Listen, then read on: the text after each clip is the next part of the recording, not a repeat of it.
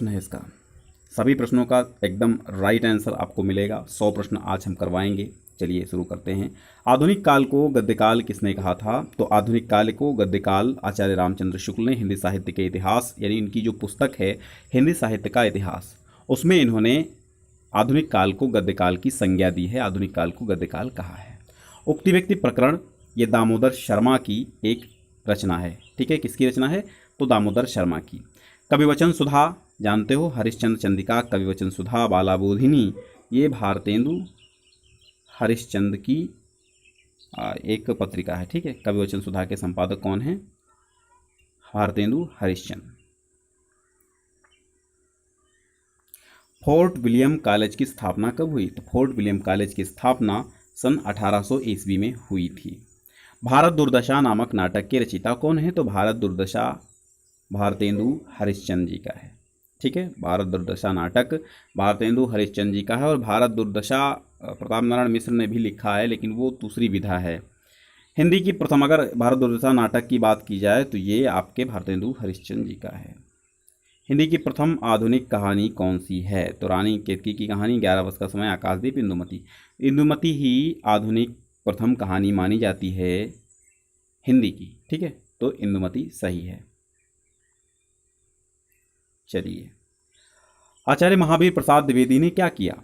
बहुत important question है। साहित्य के इतिहास लेखन का कार्य नहीं किया, कविवचन सुधा का संपादन नहीं किया, ब्रजभाषा का प्रयोग तो बिल्कुल नहीं किया, भाषा का परिमार्जन किया। यानी कि महावीर प्रसाद द्विवेदी जी ने जब सरस्वती पत्रिका का संपादन कार्यभार संभाला था तो उन्होंने एक कार्य बहुत अच्छे से किया था कि इन्होंने खड़ी बोली पर जोर दिया था। यानी कि ब्रजभाषा उस समय की काव्य भाषा थी, तो उस ब्रजभाषा काव्य भाषा उसको कहते थे। अब जो भी कविता रचते थे, जो कवि थे, उनको वो बताते थे कि आप लोग खड़ी बोली में रचनाएं कीजिए। यहाँ तक कि मैथिली शरण गुप्त जी, जिनके गुरु थे महावीर प्रसाद द्विवेदी, तो मैथिली शरण गुप्त भी वहाँ गए थे एक बार सरस्वती पत्रिका में अपनी रचनाएं छपवाने के लिए। तो महावीर प्रसाद द्विवेदी ने उनको वापस कर दिया था, कहा था कि आप ब्रजभाषा में लिखते हैं, आप खड़ी बोली में लिख कर लाइए और मैं आपका छापूंगा लेख, कविताएं। छायावाद की समय सीमा तो 1918 से 1938 ईस्वी तक आपकी छायावाद की समय सीमा है। प्रेमचंद की रचना इसमें से कौन सी है? तो प्रेमचंद की रचना सभी जानते हैं, गोदान है। प्रेमचंद की रचना सभी जानते हैं क्या है? गोदान है। हिंदी की प्रथम एकांकी कौन सी है? प्रथम एकांकी एक घूंट जयशंकर प्रसाद जी की मानी जाती है। एक घूंट किसकी है? ये जयशंकर प्रसाद जी की है, इतना भी लिख लीजिए। ठीक है, भारत दुर्दशा आपने भारतेंदु हरिश्चंद्र, और अंधेर नगरी ये भारतेंदु हरिश्चंद्र जी की है। हिंदी का प्रथम मौलिक उपन्यास परीक्षा गुरु है, इसको लिखा है लाला श्री निवास दास ने। आचार्य हजारी प्रसाद द्विवेदी की रचना कौन सी है? बाण भट्ट की आत्मकथा। ये क्या है? इसकी विधा उपन्यास है। ऐसे क्वेश्चन बहुत पूछे जाते हैं। ठीक है, तो ये उपन्यास विधा की है।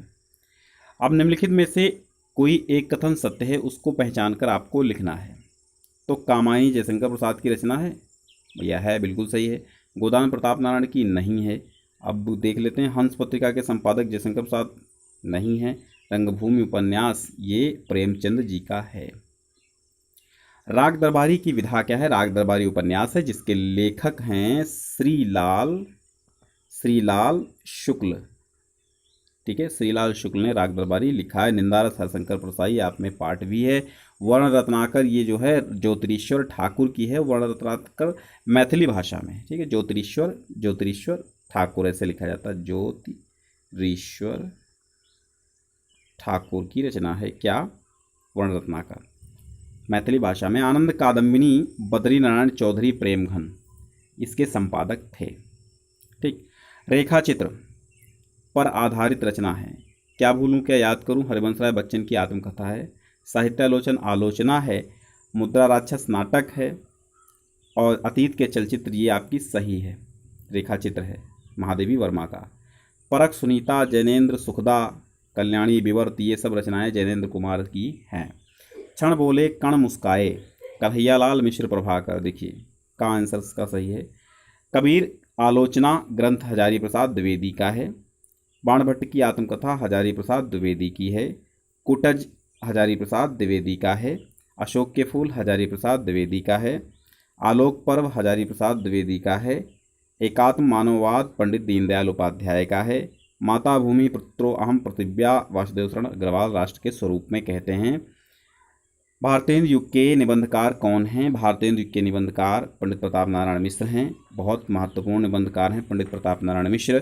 कलम का सिपाही अमृत राय इसके रचनाकार हैं। और अगर पूछा जाए कि किसकी ये विधा जीवनी है, बहुत इंपॉर्टेंट है, इसको आप रट लीजिए, सबके नोट्स बना लीजिए। कलम का सिपाही अमृत राय इसके लेखक हैं और ये प्रेमचंद के जीवन पर आधारित है। किसके? प्रेमचंद के जीवन पर आधारित है कलम का सिपाही। सज्जन, कल्याणी, प्रणय, अजात शत्रु, ध्रुव स्वामी, स्कंदगुप्त, चंद्रगुप्त, ये सब नाटक जयशंकर प्रसाद जी के हैं। उपन्यास शब्द का अर्थ देखो, उपन्यास शब्द दो शब्दों से मिलकर के बना है, उप धन न्यास। तो न्यास का मतलब होता है रखना और उप का मतलब समीप। तो समीप रखना यानी कि सामने रखना। तो उपन्यास का शाब्दिक अर्थ हो जाता है सामने रखना। अरे यायावर याद रहेगा, यात्रा वृत्त है और ये किसका है? ये अज्ञेय जी का यात्रा वृत्त है। ठीक है, अज्ञेय जी का। गेहूं बनाम गुलाब, ये रामवृक्ष बेनीपुरी का है। माटी की मूर्तें रामवृक्ष बेनीपुरी का है। तो गेहूं बनाम गुलाब यानी कि ये इसमें टाइप क्वेश्चन होगा, थोड़ा सा मिस्टेक आ गई है इसमें टाइपिंग में। किसने टाइप किया है? जिसने भी टाइप किया होगा। गेहूं और गुलाब ये एक निबंध है। ठीक है, ये क्या है? ये एक निबंध है। ये आप शायद 11 में पढ़ भी चुके हैं। माटी की मूर्तें ये आपकी रेखा चित्र है। ये पूछ रहा दोनों की विधा, तो दोनों की विधा पूछ रहा, तो लेकिन इसकी विधाएं अलग अलग हो गई। गेहूं और गुलाब की विधा, गेहूं बनाम गुलाब, और कहीं गेहूं और गुलाब भी लिखा है। माटी की मूर्तें रामवृक्ष बेनीपुरी की दोनों हैं, लेकिन ये आला रेखा चित्र है और ये जो गेहूं गुलाब है ये आपका निबंध है। चलिए, डायरी लेखन के पर्यायवाची, डायरी को दैनिकी और दैनंदिनी दोनों कहा जाता है। पंत के 200 पत्र बच्चन के नाम, तो बच्चन के नाम है। उल्लेखनीय पत्र संकलन है। देखो, पहले जब लोग पत्र भेजते थे एक दूसरे को तो पत्रों का संकलन कर लिया करते थे। तो पत्रों का संकलन करते थे, उसको बाद में प्रकाशित करवा देते। तो ये हरिवंश राय बच्चन है, जिसके नाम पत्र दिए जाते हैं वही संकलन करता था। तो आप देख लीजिए, पंत के 200 पत्र बच्चन के नाम, तो बच्चन के नाम गए थे, तो इसलिए बच्चन ने ही, हरिवंश राय बच्चन ने ही इनका संकलन किया था। निम्नलिखित में से भारतेंदु पूर्व का लेखक नहीं, भारतेंदु होगा, भारतेंद्र लिख गया, भारतेंदु पूर्व का लेखक नहीं है। भारतेंदु पूर्व, देखो भारतेंदु के सामने का लेखक भारतेंदु पूर्व। यशपाल जो है ये भारतेंदु के बाद का है, भारतेंदु का परवर्ती लेखक है, पूर्ववर्ती नहीं है। तो भाषा और आधुनिकता, प्रोफेसर जी सुंदर रेड्डी आपको जीवन परिचय भी पढ़ा चुके हैं।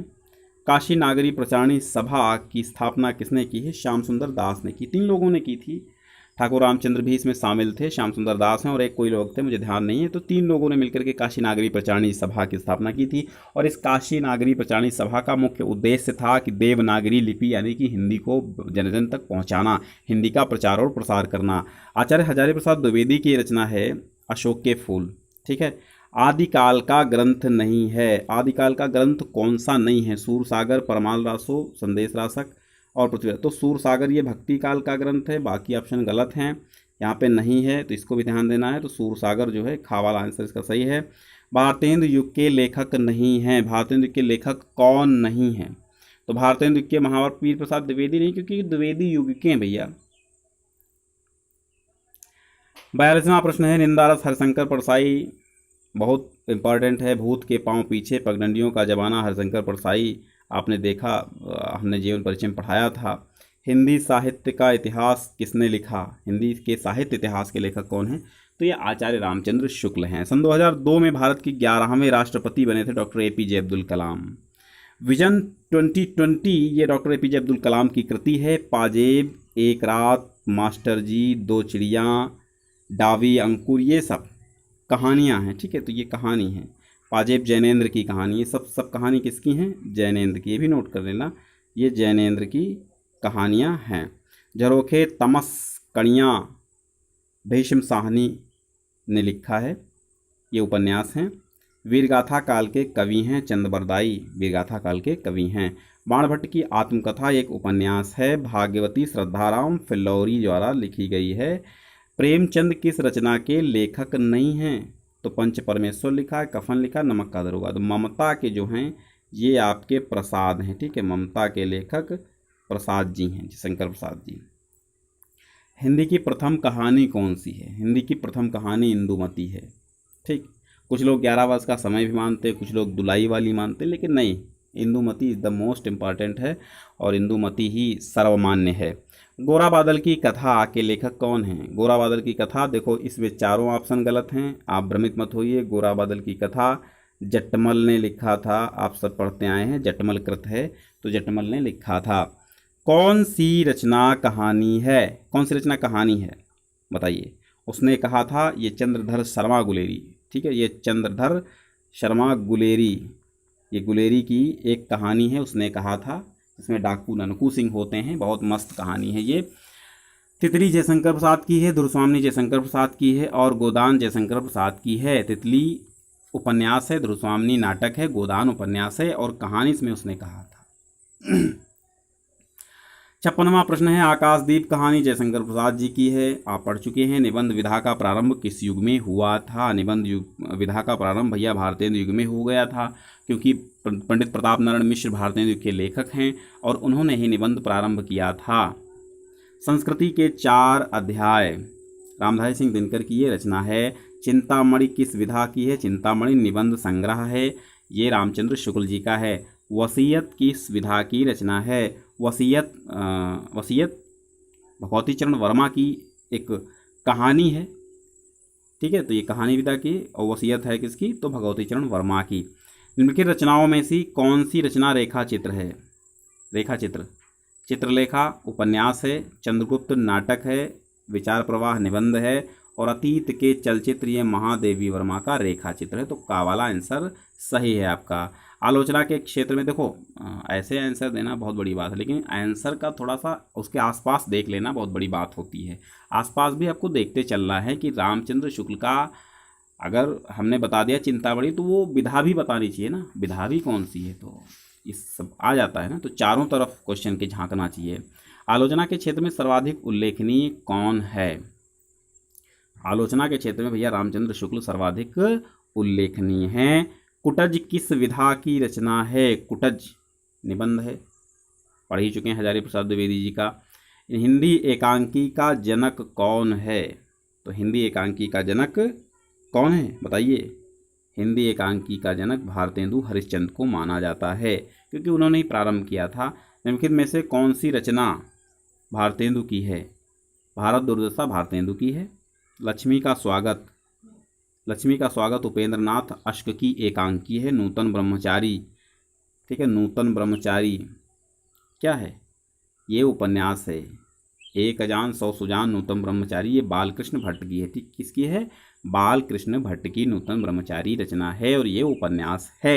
एक अजान सौ एक सुजान, एक अजान 100 अजान एक सुजान, कुछ ऐसे करके है, हाँ, एक अजान 100 सुजान, ऐसे एक रचना है, वो भी उपन्यास है। चंद्रकांता उपन्यास देवकीनंदन खत्री की है। चंद्रकांता संतति अगर आ जाता है 4 भाग, तो वो भी देवकीनंदन खत्री की है। प्रेमचंद के समकालीन उपन्यासकार कौन हैं? तो प्रेमचंद के समकालीन जयशंकर प्रसाद भी थे। भारतेंदु हरिश्चंद्र किसके लेखक हैं? अंधेर नगरी सब पढ़ते आए हैं, राग दरबारी श्रीलाल शुक्ल का है। काले उजले दिन, जिंदगी और जोंक, ये पता नहीं मुझे।